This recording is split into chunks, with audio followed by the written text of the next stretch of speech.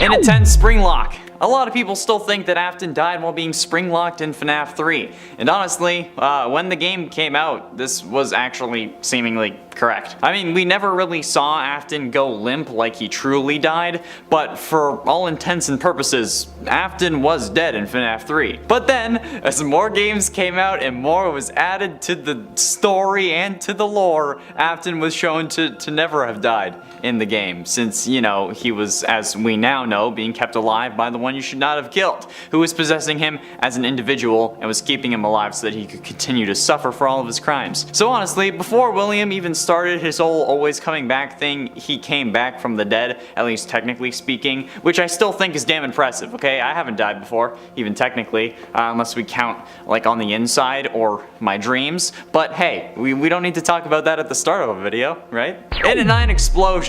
Okay, so, well, physically speaking, William dies in The Man in Room 1280, the third story from the 5th Fazbear Frights book. Quite extravagantly, might I add, exploding into a pile of mush right before a pastor's eyes. But like, how would that have been possible? How could William just have exploded like that? It's not something that you really think about, and I think I have an explanation, but it's certainly a bit more interesting than spontaneous combustion. William knew about possession and how it works, okay? He knew about agony and how his daughter got scooped and his son was crunched, so what if he tried to ensure his own survival by intentionally causing himself extreme agony, injecting or installing some form of explosive that when triggered or when in the vicinity of a Fazbear warehouse or trigger device would cause him to explode violently from the inside out, creating what is possibly one of the most agonizing ways to die, even in the FNAF series.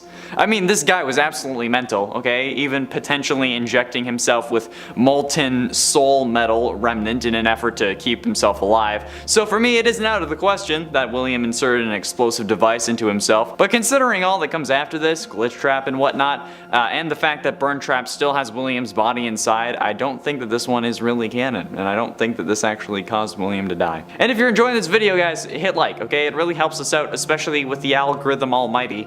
Praise be its name.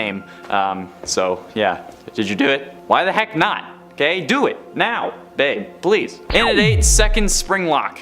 I say second, even though technically Afton's second trapping was in the books, but also some may not consider that possible in the main series, but you know what? In the context of the number, it makes sense. So, could William have suffered a spring lock failure before getting trapped in the spring Bonnie suit like we see in FNAF 3? It's possible. Explains why I say again as well, because, well, it would have been first, but it's again on this list. Since William is described to have scars that are consistent with a spring lock failure in the novels before becoming Springtrap. So, could it have happened in the games? Maybe. We don't really see William in a visual sense in the games, aside from him being purple. So, I don't know. Maybe William was the reason the spring lock suits were retired in the first place, since we hear of an unfortunate incident at the sister location. So, is that unfortunate incident William? There are plenty of people that it could be, none of which are named, but William having to deal with his own injury would certainly get them put out of commission for a time, but with William then continuing to use the suit to kill people and then putting it on again like we see in the FNAF 3 cutscene suggests that this scenario is unlikely, but you know what, it's still possible, so it's still a possible death. Number 7, hasn't explained himself. I think one of the greatest reasons why William deserves to suffer is because he still has not explained himself or his actions. How wild is that? I mean, it's been how many years in terms of how long we've known of William Afton? It has been over 5 years and he still hasn't really explained himself. What kind of villain is he? So many villains are like fans of monologuing, but I guess not like William Afton. He hasn't even really hinted at why he's become a killer or what purpose it serves. Everything we know for the most part has not come from the development of his character at all, but from other areas and elements of the franchise. Knowledge we then attempt to apply to Afton to make his motivations make sense. It's like we're just picking up these little clues along the way and then being like, could this apply? Is this why William Afton is how he is? I don't know.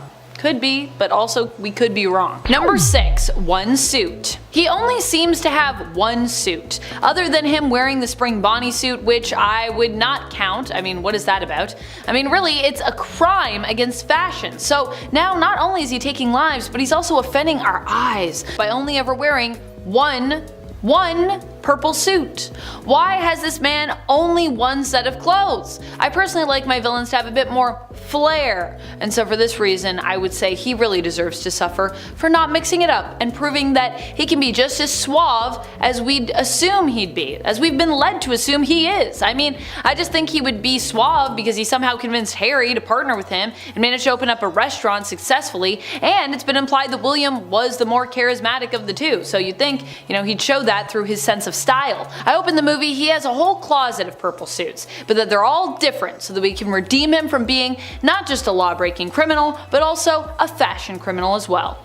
I mean, I'm fine with you wearing a different purple suit every day, I just want it to be different, Just wanted to have a little bit of pizzazz. Halfway through into number 5, Princess Quest. The whole reason that Princess Quest was a thing in Security Breach was to lock Vanny's consciousness away, or to lock the Vanessa part away, and prevent her from regaining control of her own body, okay? So why did William create or allow for the creation of a fail-safe that undoes all that work and allows for her to escape? I mean, sure, like, they didn't expect the kid to come along and figure it out, maybe, but given the track record of everything that's happened, you'd think that Afton would have smartened up after at least 40 years, but I guess not. That's like having a self-destruct button on whatever thing you were gonna use to take over the planet or whatever. Or like if any superhero had a take all my powers button just like on the suit. Okay, why give it away to fail? Is that just the neurodivergent in me coming out? But like still, this is one of the dumbest things that William has done and probably the 3rd dumbest overall. But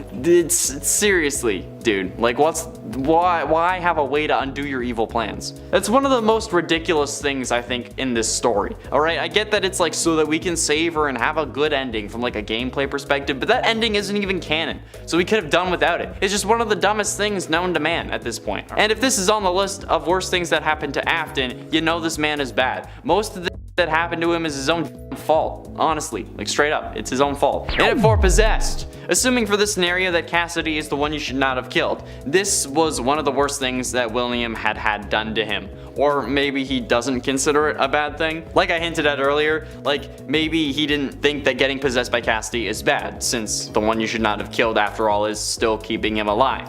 They're doing it as a way to make him suffer, or at least they were making him suffer until sometime between FNAF 6 and Security Breach. So since it's potentially a bad thing, but also could be considered a good thing depending on the angle, it's kind of like midway on the list. But even if he does consider it to be a good thing, or if Cassidy doesn't end up being the one you should not have killed, killing those 5 kids and making the missing children's incident a thing, it was a bad thing, since it caused basically everything else in your life to go downhill. And he does end up suffering extremely only because of that kill and the others. Plus, it means that the law was keeping their eyes on you because, kids died in your establishment after a couple of your kids had died. The missing children's incident wouldn't be something that he'd considered a good thing in that regard, but probably he would have considered it therapeutic. Getting close to the end in number 3, Henry. Why did you think that killing Charlotte wouldn't have any consequences? You killed your business partner's daughter. That is gonna be pretty obvious to him, especially when he was already suspecting that you were up to something. Like, he took extra care to protect her. Well, extra care, that's a whole other thing. But she still died. That's gonna be a vengeful father if I've ever heard of one, and he hasn't even needed vengeance yet. After you know that he's after you, or he seems like he's after you, you don't kill him next? Killing Henry could have done wonders for your criminal career. I mean, like, yeah, the cops were already suspicious of you, but as long as they can't find a body, you're gonna be clear again. They didn't arrest you for the missing children's incident, alright? Especially a jury who needs to be convinced beyond a reasonable doubt that you are the killer. If there's no body, there's no forensic evidence. And again, they didn't put you away for the missing children's incident, so like, just off Henry, and then you can stay yourself, or even stay Springtrap, and then not get burned 3 times, and Michael would still be alive, and you wouldn't have had to deal with FNAF 6. Just a whole lot of stupid. But ultimately, in number 2, Robophobia. This is literally the phobia that this game is made for, and like, sure, it wasn't actually the reason that the game was made, like seriously, but this fear is perfect for these games. And while sure, the thought of mannequins can creep anyone out, Robophobia is literally the fear of robots and is surely the bread and butter of not only this series but for William as well. Because William must hate animatronics with a passion at this point. Since his victims possessed them, he got spring locked by one, he can only survive by being in one thanks to his consciousness seemingly being sentient code. But I mean, like, come on, that's ridiculous. If he isn't scared of robots, that would be a miracle, and I think that he kind of deserves to be scared of robots too, since, you know, he's combined with one, and that would make him in constant horrific terror, which is something that I think we would all love to see, but also would fuel him because of the constant agony that he would be feeling. So it would make sense, and understandably so, because, I mean, if I was killed or should have been killed by a robot, and I am now part robot, I would be pretty terrified of him. So, yeah. And finally, into number 1, baby. That's it. That's the number. Dude, he's the luckiest dude alive, alright? Your little girl was killed by a robot you made specifically to lure kids and probably got her design input on. And then you throw her in a storage locker and then she doesn't try to kill you immediately? That's pretty damn lucky. But if she is the blob, then 45 years later, or whatever the hell it is, come security breach, she does kill you, and you probably, hopefully, at least, I really, really hope that you're dead at this point. Just please be dead. I really hope that it was the blob that was baby and she got so mad that she just, you know, ended it. And I'm putting this at the number 1 because I hope that it's a thing. And at 10, killed his kids. The worst thing that Afton has done by far is getting his kids killed. Like, sure, he may not have done it directly, but his actions end up resulting in all 3 of his kids' demises. Him killing Charlotte gets Fredbear's closed, which results in Circus Baby's opening, which made him have to dust off Baby and the other fun times which were designed to kill in the first place. Baby then ends up grabbing and crushing Elizabeth, resulting in her possessing that animatronic, because, you know, it was designed to lure kids and probably had her input. He superpowered the jaw of the Fredbear animatronic that was used at the new Freddy Fazbear's, which ends up crushing his youngest son's skull. And while you could argue that that was Michael, why would he think that Fredbear's mouth would be that overpowered? And as the suit technician, William knew what he was doing when he made it. And then he gets Michael killed when he sends him down to find his sister and sister location, which makes him learn the truth, and then also gets him stuff with Ennard, and finally results with him letting himself burn in Pizzeria Simulator. So yeah, William's actions get all 3 of his kids killed, but just because he had to kill his business partner's daughter. And at 9, possibly killed wife. Now, this hasn't been confirmed as of yet, so this is currently not really canon, but many people still consider William Afton offing his wife to be the story of her demise. Even though technically we know nothing about her and she could still be alive, many people consider her to have died either in a car crash or because William got a little fed up. Those are the most common thoughts on the matter, at least. Although her dying in a car accident came from like a FNAF music video from the Living Tombstones that was probably also using Minecraft characters, although I don't think it was. But like, yeah, it's in no way canon to the series. Yeah, I've had to tell people this in my DMs after they've been yelling at me, telling me that it's a canon car accident, but no, it's not. It's not even actually canon that she died. But the potential is still there that William was the reason she kicked the animatronic part-filled bucket. Since it's only really a possibility though, it's at number 9. If it gets confirmed though, I'm more than willing to bump it up on the list. Although statistically speaking, your spouse is the person most likely to kill you, so she should be on her guard. And at 8, lied about Remnant. Now, this isn't confirmed, much like the fact that he possibly killed his wife. However, this seems like the most likely explanation to me. So if you want a full in-depth dive as to why I think Afton actually was the one who lied about Remnant, be sure you go click the video linked in the iCard. I'm hoping. It might be. But I'm gonna summarize it quickly here. Basically, there have been 3 fires so far that were meant to finish off William Afton, and none of them have worked. The reason Henry tried fire was because that's supposed to be the thing that can burn off Remnant. However, Remnant can also be found in liquid form. So how can something be molten but also burn away if it's set on fire? That doesn't make sense. It makes more sense that William made up the lie that he can be killed with fire, so Henry would keep trying and failing to kill him with this method so he wouldn't have to worry about actually dying. Since literally every time he's been in a fire, he has survived. And the other animatronics infused with Remnant have also survived, like Baby, the Puppet, and Ennard in FNAF 6, as we see in the Blob. So yeah, clearly it's not working, dude. Try something else. And at 7, stored his daughter. While we all know that Afton isn't the best father, I think that it's something else to end up locking your robot possessed by the soul of your dead daughter in an animatronic testing facility. What? That seems to be what's going on, and that seems to be a bit too far, if you ask for my humble opinion. But nevertheless, he still did it, and that's what Sister Location is all about. And William was even the one who sent us down there as Michael to find out what's been going on, and then we get shoved full of Ennard bits so that all of those homicidal maniac robots escape. God, did William know about that plan? Because in FNAF 6, Baby says that she'll make her daddy proud. So was William's intent to send us down there so that Baby could escape? And if that is the case, why did he lock her down there in the first place? I don't know. I mean, if she was your daughter, why not just have her chill around the house? Sure, she's a 6-foot tall giant clown robot, but in the books, Baby was able to transform between Baby and a human looking animatronic at will, so why not add that to this version, and then you can have your daughter back, albeit a little bit more messed up, but still more like you in the long run, right? This family's messed the hell up, and nothing makes sense. But there you go. It happened. It still happened. Wow, that's messed up, man. And at 6, single dad. Alright, honestly, while he may have done some bad shit, we have to at least give Afton credit for being a single dad. In this economy, being a single parent sucks, okay? Yeah, sure, you love your kids, they're a blessing, yada yada yada, but come on, it sucks, okay? And especially considering how it seems like William didn't even want his kids, the fact that he kept them alive is... Wait a second, that's right, he didn't. One of the worst things to happen to William was becoming a single father because it did not help the kids. It definitely ended up being worse for them, but no matter what way you slice it, William suffered as well. If he didn't want the kids, he suffered because he had them. If he wanted them, he suffered because he had to watch them die and it was his fault. If he didn't care either way, his remaining son decided to dedicate his entire life to undoing his father's work and ultimately tried to kill him. It's a whole thing. Michael didn't even consider nursing home, okay? He was nope, straight up to the big shuffleboard game in the sky for you, old man. Or, I guess maybe the one probably downstairs. Side note, some people think that hell's a punishment, but if Satan wants us to sin, why would he punish us for doing what he wanted, right? It feels like we'd be rewarded. Afton's probably just bumping, just chilling with Satan. Number 5, the cavities.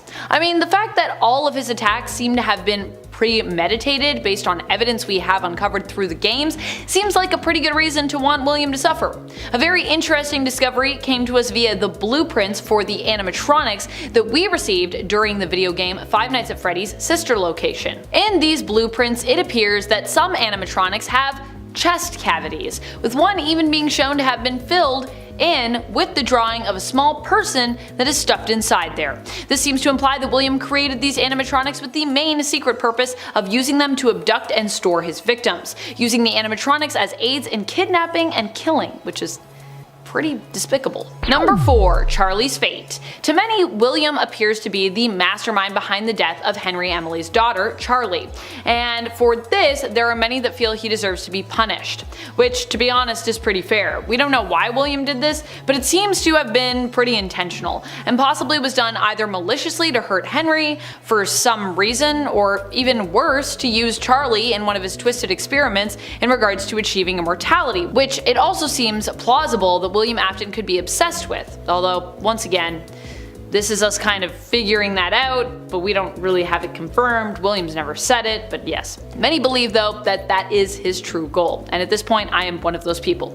Charlie also died all alone, which makes her death even more sad and more terrible, and for that I truly do believe that William deserves to be punished. Number 3, countless victims. When it comes to William Afton, there are the victims that we know about, but there could always be more than that. Based on William's animatronic creations, it seems as though he was doing his best to make sure he had an endless supply of victims for him to use, possibly in experiments, either capturing and harvesting remnants as part of his experiments to make himself immortal, or simply killing for fun, or a combination of both of those things. Already his list of victims feels long, and what's worse is we don't even know if this list is complete. There could be even more victims we just simply do not know about. I'm half expecting to later find out that he has a den filled with bones similar to Pennywise's lair in Stephen King's It. I mean, who knows, there could be countless victims here. Number 2, Elizabeth's fate. One of the worst things that William has ever done in my opinion is possibly intentionally harming his own daughter. I mean, granted, this might not have been intentional, but based on what we know of William, the idea that what happened to Elizabeth was some kind of freak accident doesn't really make a lot of sense to me. And if somehow her death was the result of an accident, then at the very least, we have to consider what happened to her a terrible indicator of complete gross negligence on William's part, which, yeah, either he did this intentionally and he's a super evil person, or he's like a really bad parent. I mean, William basically left her unsupervised around a robot it seemed he knew was programmed to kill, so what is that about? It seems more likely that William actually planned for this to happen in order to use his daughter's soul as fuel for another of his experiments. And sure, maybe he was, just trying to make her immortal like he wants to be, but there is no indication that she knew this, and so she could never have really signed off on participating if she didn't know. Like, there's no consent there that could be given because she didn't know about this if that was the intent, and I don't think it was. However, it seems that when his experiment resulted in creating the vengeful, manipulative, and violent being that is Circus Baby, William simply decided to terminate this project, which is probably why he sent Michael in. Number 1. Machiavellian Machinations. I like the title for this point. It is supremely fun to say. Machiavellian Machinations. Try saying that 5 times fast. Basically what this means is William Afton is a mastermind, a puppet master. He's just a person with a bunch of plans and all of them are really no good. To be Machiavellian is to use emotional manipulation to gain something, either to achieve a greater goal or simply for your own personal gain. And machinations simply means basically to scheme. William is a master in both regards. He loves to scheme, and he definitely is happy to manipulate others in the process of doing so, to ensure his scheme's success. I mean, granted, we still don't really fully know what his goals are or what his main goal is, but we know that he definitely has something. I mean, I would hope. Could you imagine? He's like, why did I do it all? No reason.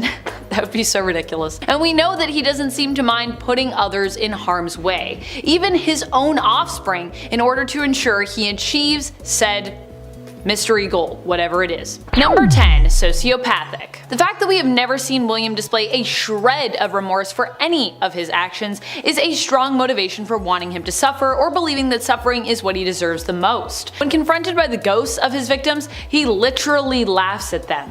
When his daughter has seemingly just been lost to him forever as the result of his own actions even, he seems to be calm, cool, and collected somehow, as though he isn't bothered at all by this. I mean, I know everyone grieves differently, but it definitely seems, based on everything else that we know of William, that he simply isn't grieving at all here. And friends, before we move on to our next spot on this list, if you love what we do here at Top 10 Gaming, why not show us you love us by clicking that subscribe button? That way you won't miss any FNAF content. Goodness knows there will be more once this movie gets underway and once we get, finally, the Runes DLC. Come on DLC, where you at? Number 9. Creating Vanny. What terrifies me the most? The idea of not having control over your own body, mind, or your actions. The idea of possession. In essence, this is what William Afton manages to do to Vanessa, or Vanny. I'm still not really fully certain if they're the same person, although I am like 98% sure they are, just based off of everything we saw in Security Breach, but I digress. With Vanny, William as Glitchtrap seems to have found a way to literally control and influence minds. Seemingly, with Vanessa being her own personality and Vanny being kinda like the evil side of her that was created by Glitchtrap's influence on her mind. In fact, it seems that William Afton is the one controlling Vanny and making her do his bidding, while her other half, Vanessa, seemingly has no idea about this other life she herself is living. I'm also not sure if this is straight up mind control, but it kinda does seem to be so. Number 8. Because nothing else has worked. I think another reason that William really deserves to be punished is because this has actually failed to work. Every time people have tried to punish him, like, he just always comes back. So anytime we finally feel, oh, this is it, this is the end, he's finally getting his dues, he's being punished, he's never coming back, he always finds a way somehow to do just that, to come back again, and you're like, wait a minute, I thought we dealt with you. Not yet, I guess. Although I guess he was also forced to live for a while as a punishment, but really that doesn't seem like a very good way to punish someone who seems to enjoy using their time on this earth to hurt other people. It just seems like a good way to allow William to basically prey on more victims. Goodness. I don't think that was fully thought through, really. And at 7, FNAF 3. Okay, look, the last few numbers may seem to make this not make sense, but listen, okay? Afton, in a sense, does die in FNAF 3, since this was meant to be the final game in the series until the fans were disappointed with the main jump scare, okay? So, prior to Scott releasing FNAF 4, William Afton was canonically dead, and the series was over. But after that, things were more complicated than they ever had been before. And many people do consider Afton dead after getting spring locked, like I said, which isn't true, since he was being kept alive by the one who should not have killed killed, aka crying child. Yeah, you're gonna get mad at me, but it's true. But technically speaking, until the continuation of the story between the time of FNAF 3's release and the day before FNAF 4's release, William was dead. Oh, wait a second. He shows up in the final newspaper in the background, doesn't he? I don't know. Maybe he was never supposed to be dead, but the series was supposed to be. So as far as I'm concerned, if the series dies, so does the character. And it would have stayed that way too if it weren't for you meddling kids and your damn animatronics. Afton would have been dead in the spring Bonnie suit eventually, okay? Never being possessed by his son because he wasn't added. He would have eventually ended up shutting down just due to the wear of the animatronic, since Henry wouldn't have kept setting fires that would remove all the rust and whatnot. At least I think that's how it would work. And eventually he'd have been forgotten when Poppy Playtime came out, so yeah, this counts for me. And at 6, Glitch Trap. Currently, post-True Security Breach ending, there seem to be 2 instances of Afton roaming the halls of the Pizzaplex. Or I guess, one roaming and one trapped in a giant ghost of animatronics past blob. So, this really begs a philosophical question: is Glitch Trap truly an instance of William Afton? Because if it is, then everything we should know about the series and how possession works in the FNAF universe is wrong. Currently, from what we've established in this universe, there are 2 main ways to actually maintain life after what should have been death in this FNAF world, universe, whatever. Or at least in the games, there's 2, okay? The books also have human robots, but that hasn't been proven canonical yet. The games have Remnant and Possession, which are connected but aren't the same thing. Remnant is seemingly a byproduct of Possession, being a combination of metal and soul, showcased in the books as the 5 endoskeletons of the original Freddy's animatronics possessed by the original Missing Children's incident victims, and then Possession comes before that. But Afton wasn't possessing anything, he was being possessed. And Glitch Trap is an intentional feature within FNAF VR, along with also being a virus, or I guess the virus took the form of the main antagonist that was meant to be in the VR game. But it also takes control over Vanessa. The only explanation here is that either Vanessa is a robot, but then again, if she is, then why is she looking at herself in the rooftop ending if she doesn't have a soul because she is a robot? So maybe this needs its own video, maybe it doesn't, I don't know, let me know. Halfway through into number 5, First Victim. They say a killer's first victim is the most important, since it actually indicates maybe what got them to start killing or other psychological clues that could be used to predict their next moves. But in the case of William Afton, his first victim was the daughter of his longtime business partner Henry, which is hella messed up because she was 3 at the time being 1983. And this is the worst year of Afton's life too. It's time where everything starts going downhill in the worst ways possible. But he starts off killing kids and then sticks with that MO throughout the rest of his criminal career. But the fact that his first victim was someone who trusted him, who didn't exactly suspect him even though her father did, is something that even I fear, and I'm not a parent. So I can only imagine how this must have felt for Henry. And if that was me, I'd be doing a lot more than burning down restaurants in an attempt to put him down, alright? I'd be doing it myself with my bare hands, especially if he had killed my daughter when she was 3 years old. Like, I can feel the rage brewing inside of me already, and I don't even have someone with whom I could have a daughter with. So yeah, although the Atomic Heart twins could. Anyways, and at 4, Stored His Daughter. While we know that Afton isn't the best father, I think it's something else to end up locking your robot possessed by the soul of your dead daughter in an animatronic testing facility. Like, that seems to be a bit too far, if you ask for my humble opinion.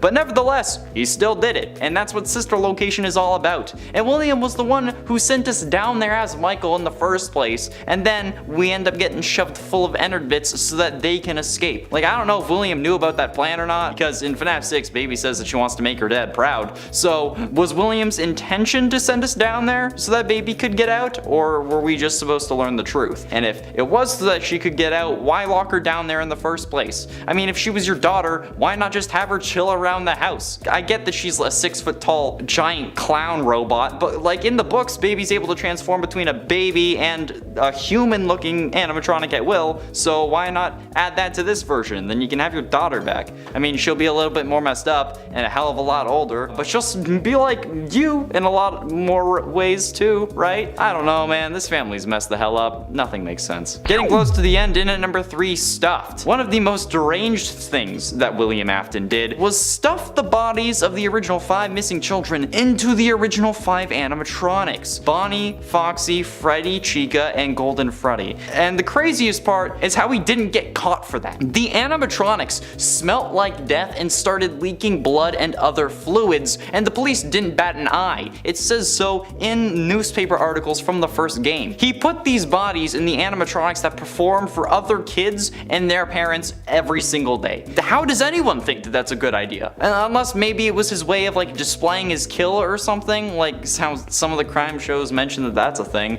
I don't know. Some killers enjoy the world knowing what they did since it helps them feel more powerful or something like that, fuels their ego. Maybe even if they didn't know that the bodies were there, maybe William was getting a bit of an ego boost from that, which is also messed up and kind of ruins the whole he did it because his kids were dying theory more than him making kill bots before they died, but still. How did the police not confiscate the animatronics for evidence? I don't get it, man. They were literally leaking blood. That's not normal. Oil isn't red. But ultimately, in number 2, later that night. The Midnight Motorist minigame seems simple enough, but the true horror of this minigame comes from the implications of it. Since in the game files, the minigame is known as Later That Night. Most people akin the game to what happens after William kills Charlotte outside Fredbear's Family Diner in FNAF 2 in the Take Cake minigame, but if that is true, this is one of the scariest moments in all of FNAF history. This man just killed someone, but then goes home to his kids. He reprimands his son and then abuses him by locking in his room, so much so that he has to break his window to escape. But think of all the people driving past him too, unaware of the violent crime that he just committed. It's terrifying because that would be the case in the real world too.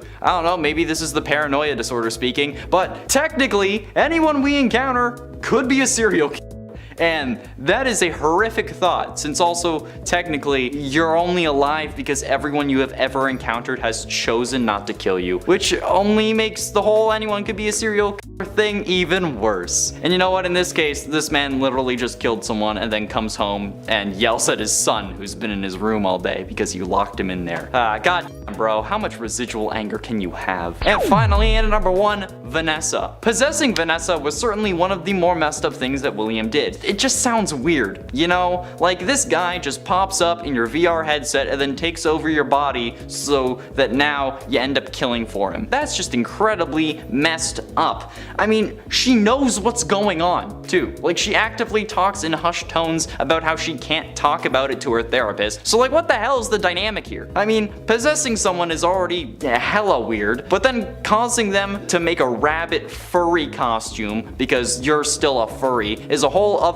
level of kink that I don't even want to think about. And she also knows that there's an evil thing inside her, but she can't do anything about it, so she fears for her life, which only makes me wonder what William's been saying to her. And then she's also now, with full knowledge of her darker half, willing to lock a kid in a lost and found room until the police arrive, despite never calling the police because she knows her darker half is gonna come out and track him down because she wants him. And it 10 sprung. So, this absolute animatronic genius, the technician that made the suits, handles the suit maintenance, and is explained to every employee that has to put one of these on the proper procedure and how like you don't get killed within the suit, ends up climbing inside in a panic in an attempt to make himself feel more powerful when he's facing off the ghosts of the kids that he killed, and then doesn't notice the moisture in the room, the leaking ceiling, just how wet everything is, which caused the spring locks to fail and replace every part of his body with metal. Wow. Which should have killed him. However, this lucky somehow managed to get possessed by someone who was so pissed at him that they kept him alive throughout all of his what should have been deaths because they just wanted William to keep suffering. Do you realize how counterintuitive that is? Like, the man literally wants to live forever, and now you are enabling him to do so. Old Man Consequences is right. Leave the demon to his demons. Rest your own soul so that Afton can finally die and then actually suffer in hell for eternity instead of like the dream version you made up while he was recharging underneath the Pizzaplex. Or, I don't know, before he showed up to FNAF 6. Whatever you were doing, okay? Whenever you were torturing him, for all like with the fake hell that you made up, God, come on. And at 9, killed his kids. The worst thing that Afton has have to him, or had done to him by far, is getting his kids killed, but it's also not something that like someone did to him. Like, sure, he may not have directly done it, but his actions ended up resulting in all 3 of his kids dying, alright? So yeah, that's why it's higher. Him killing Charlie got Fredbear's closed, which resulted in Circus Babies having to open, which made him dust off Baby and the other fun times, which were designed to kill in the first place. Then Baby ends up grabbing and crushing Elizabeth, resulting in her possessing Baby. He superpowered the jaw of the Fredbear animatronic to use the new Freddy Fazbear's, which ends up crushing his youngest son's skull, since that was not a springlock failure, due to all the, the spring locks not actually being active. That's a whole other point that I rant about way too much. And while you could argue that that was Michael's fault, why would he think that Fredbear's mouth would be that overpowered, alright? If I'm sticking my finger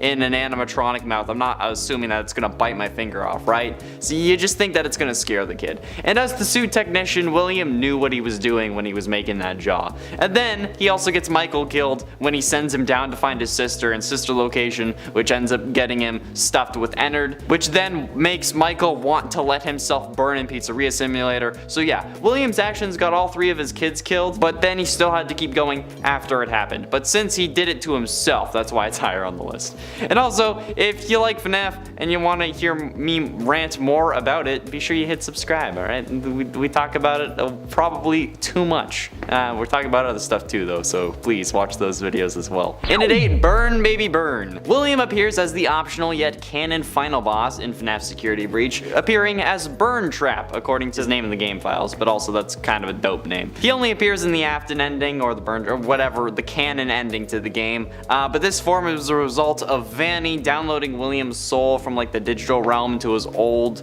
like hybrid abomination of an animatronic suit, like the endoskeleton that has still parts of his corpse, but also he's kind of upgraded with like a new arm and stuff, it seems. But also it's so convoluted that we can't exactly be sure what's going on. But he has his entire lower jaw ripped out.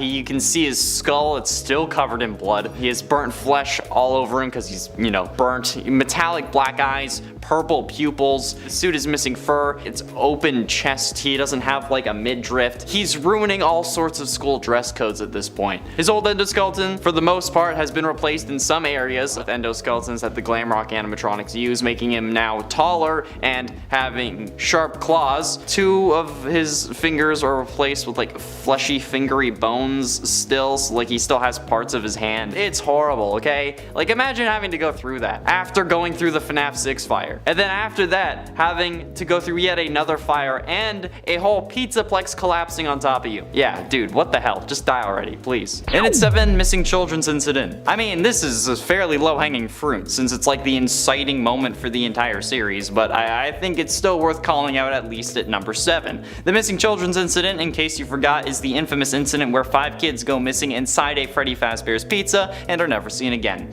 Police investigated, but they were unable to find any bodies, thus they had to let their suspect, in this case most likely William Afton, go due to a lack of evidence. However, this is one of the most horrifically painful moments that you can think of, especially if you're a parent yourself. 5 families went into Freddy Fazbear's wanting their kids to have the time of their lives in 1985, but left without their favorite people. They had the time of their lives alright, it just so happened that it was also the end of it. Not only that, but Afton ends up getting away with it since the police were terrible at their jobs or were getting paid off. Still not sure which one is the case in this series, but the Missing Children's Incident is one of the most messed up things to ever happen in the series, but without it we wouldn't have the series. At least it's all fake though, on this earth. And it's 6, animatronics. We can joke all we want about how Afton has a hardcore bloodlust in this series, but his desire for human destruction has been there since the very start. And thanks to the fast facts found in FNAF AR's files, we learned that the Funtime robots, the ones used in Sister Location, were actually some of the first robots that Afton ever made. Not exactly the first, but among the first. And they were built with special containment chambers to store away items,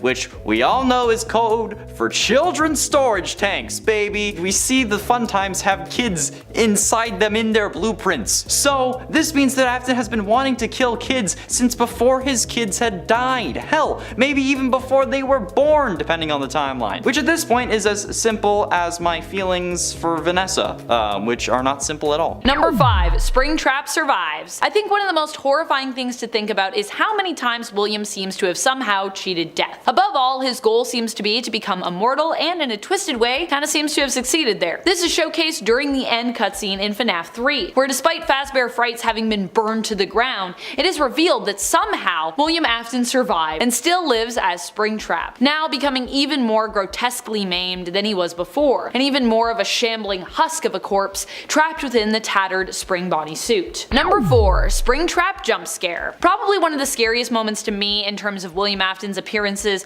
has to be in FNAF 3, when, you know, he first jump scares you and we get to see him. We didn't really know what we were dealing with in this game when it first came out and everyone was first going into it, and honestly a lot of people who even first played it were kind of like guinea pigs figuring out how it worked so that the rest of us could actually understand the mechanics. So when you look back at past playthroughs from your favorite streamers and your favorite YouTubers, this is one of the games that becomes straight up nightmare fuel in regards to its unpredictability when it comes to gameplay mechanics, but also the appearance of Springtrap here. He has to be one of the most frightening animatronics that we've encountered in the franchise to this day. So his first appearance as Springtrap is obviously gonna stand out. Number 3. Return in Security Breach. One of the most surprising and spookiest moments when it comes to William Afton happens when he appears in the most recent game, Security Breach. In this game, William Afton returns as a creature being dubbed as Burntrap. This is because he appears to be completely charred, and people also know he was last seen as Glitchtrap in Help Wanted,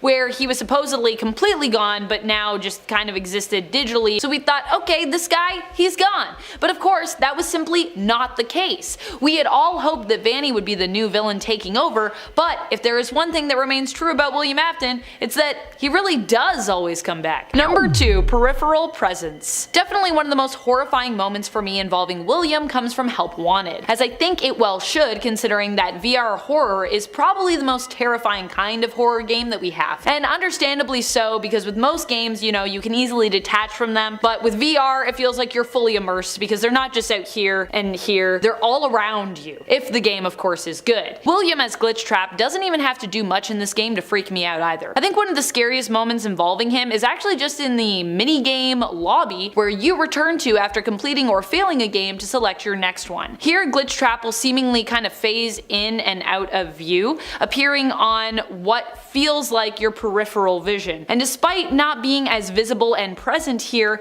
this actually makes his presence more menacing and threatening somehow. Number 1. Pizza Party. Another straight up nightmare scenario is at the end of the Pizza Party minigame, where you get invited to join Spring Bonnie if you can successfully survive the maze. Although, at least you do get treated to delicious cake and pizza first. Well, I'm assuming it's delicious anyways. Obviously we can't really taste anything that we consume in VR reality. Attending this pizza party though seems to have consequences, and the ending reveals that you are likely one of William Afton's victims, with you appearing on stage holding a microphone at the end, implying that you have been killed, stuffed into an animatronic, and now basically possess it. In the audience you can see Glitchtrap gleefully dancing around, also really creepily, and seemingly celebrating. See what I mean? Nightmare scenario. This is also one of the endings you can get in the full game, so this is like, that's how it ends. Number 10. His first demise. I would say one of the most iconically scary moments that involves William comes to us when his first defeat is revealed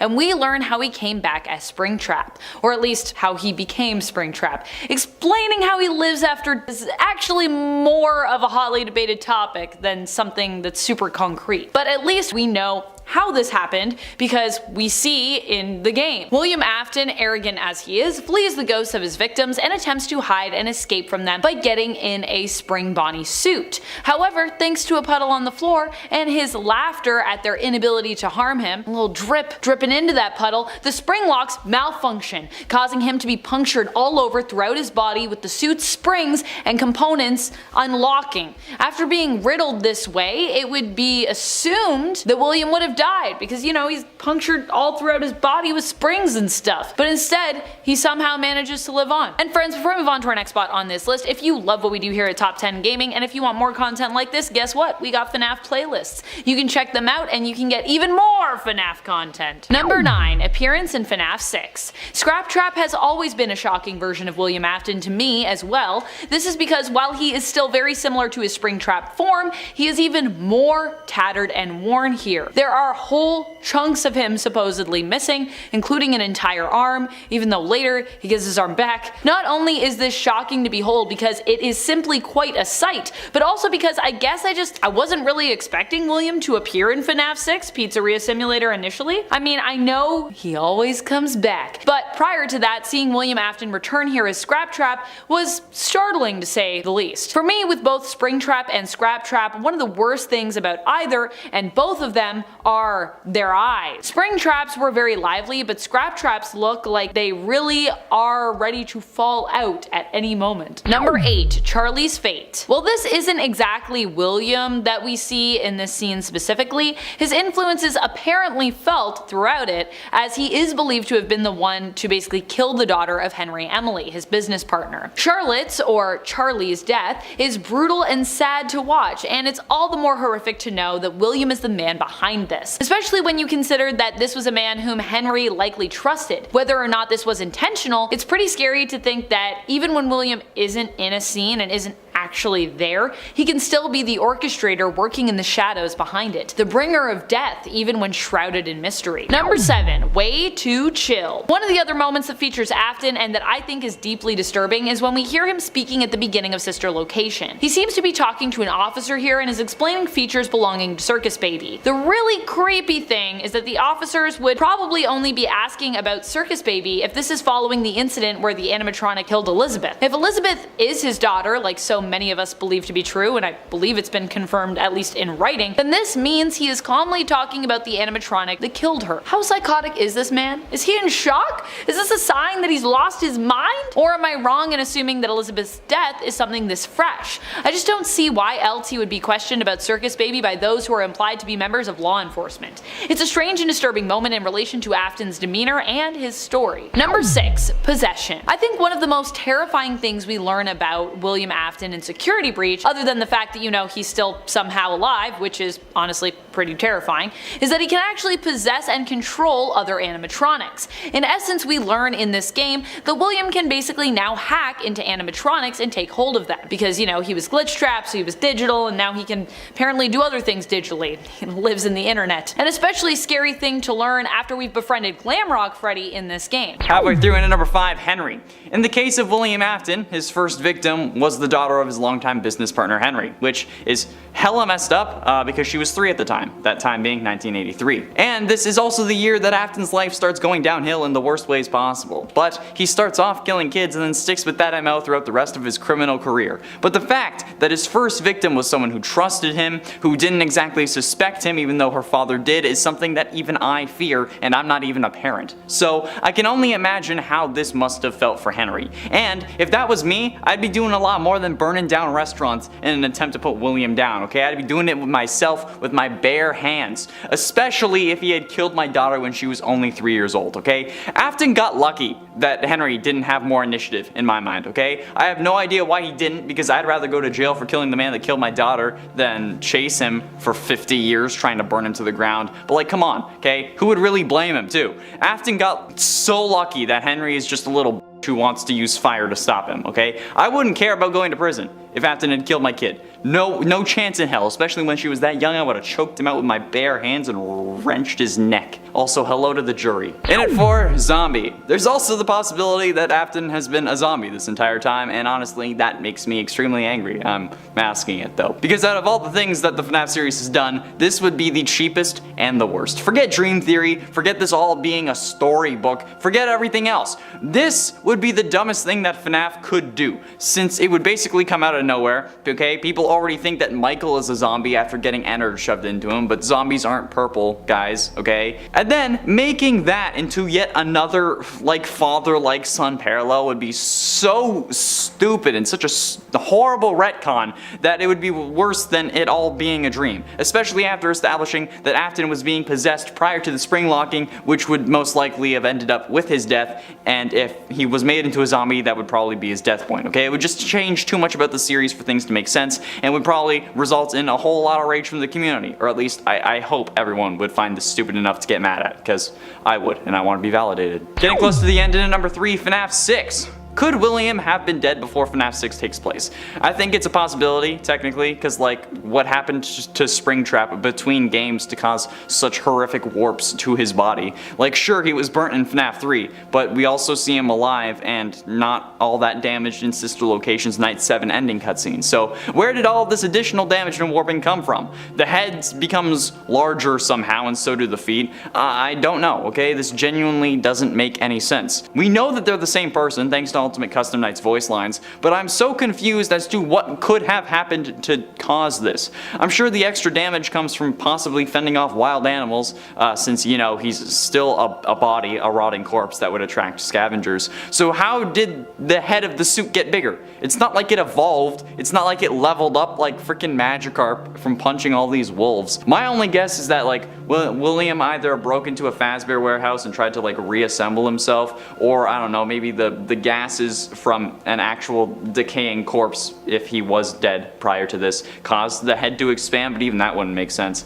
I don't know, we see so much damage. Maybe being a corpse just caused the suit to mess up because Scott was like, that's what I want. But ultimately, into number 2, the Blob. The true ending of FNAF Security Breach is seemingly one of the most interesting parts of the game because it contains a whole load of little things to watch out for. It also actually ends the game, which at this point I think is probably the best thing. After making our way into Burntrap's area, Freddy is going to be taken over by Afton's newest form, and then it's up to Gregory to defeat him by using 3 monitors with corresponding buttons that activate fire and seemingly trigger his weakness, which is a whole other story. Players, you'll need to avoid the animatronics that come out after you, but you can use doors to lock them out, you can use Freddy to scare him off. There's a lot that you can do. And then when Burntrap is finally burned even more, I guess at this point he's just trapped, because like in math it cancels out, right? The Blob, which was like a tentacle monster thing that was attacking us, then attacks Burntrap, William, and then tries to make sure he doesn't get free, okay? Then we run away, but my question is, does the Blob actually kill William? That I don't know. Like, there are death animations in the game files, apparently, allegedly, I haven't seen them, but they weren't used, so we can't really consider that canon. Plus, the whole I always come back thing is definitely annoying, and I thought it would have ended before this game, but clearly not, so I don't know anymore. Just God, for fuck's sakes, please let William be dead. And finally, in at number 1, Never Died. Currently, what we know about Remnant and Agony tells us that to destroy it properly, we need to burn it, hence why there are so many damn fires in this series. FNAF 3, 6, and Security Breach all end with something or someone getting burned. FNAF 3's fire was all about dealing with Springtrap, FNAF 6 was about putting everyone who knew about the atrocities to rest, and then in FNAF 9 we burned Burntrap multiple times to try to get him to stop possessing Freddy. And then it's all because Henry learned that the only way to destroy Remnant and put these things to rest was through fire. But how is that really like, is that really the thing? Because, like, all 3 fires haven't really done anything. They haven't done shit. We've been told that fire is the only thing hot enough to burn off the Remnant, but it's also been described as Remnant liquid metal. So if the soul-infused metal can become a liquid, then how is it possible to just burn off the soul part? That's not how metallurgy works. I think it's metallurgy, I don't know. That's not how things work, okay? That's not how the universe works. Dr. Talbot is lying, he's William, alright? There's a whole video on it, go check it out, alright? William is lying, he made up the fire thing so he couldn't be killed.